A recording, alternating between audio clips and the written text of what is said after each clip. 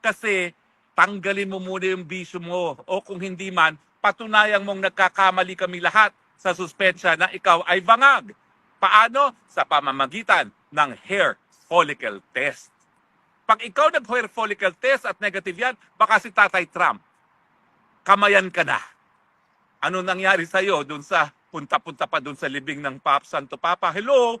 Ang mga Katoliko, kinukonsidera po na talagang ang katawan ay templo ng Panginoon. Hindi dapat nagkakaroon ng mga bisyo.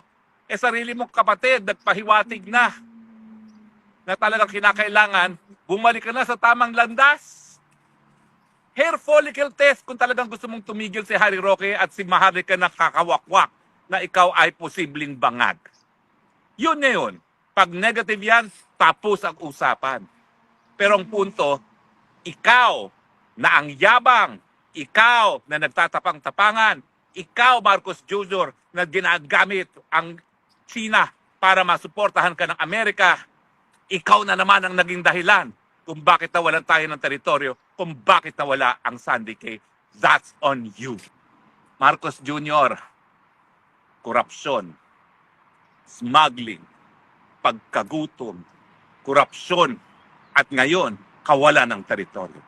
Ano pang gagawin mo sa Pilipinas? At tayo namang mga Pilipino, haya na, lahat na ito ginawa ni Marcos Jr. Hanggang kailan kayo mananahimik? Karapatan ninyong maghusga, karapatan ninyong mag-fire, magsisante ng presidente. Tawag dyan, people power. Hindi po yan illegal. Hindi po ito incitement to sedition. Bakit? Dahil ang ating panawagan, gamitin ang nakasaad sa saligang batas na people power, mapayapang pagsisisante sa presidenteng walang silbi. Hindi po yung krimen.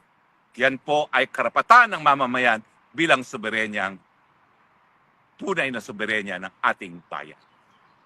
Pilipinas, hanggang kailan kayo mananahimik pag tayo tuluyan ng sinakop ng dayuhan dahil sa kapalpakan ng Marcos Jr.? Wag naman po sana. Gising-gising na. Gamitin ang kapangyarihan. Sisantehin ang presidente na namigay na naman ng teritoryo sa China.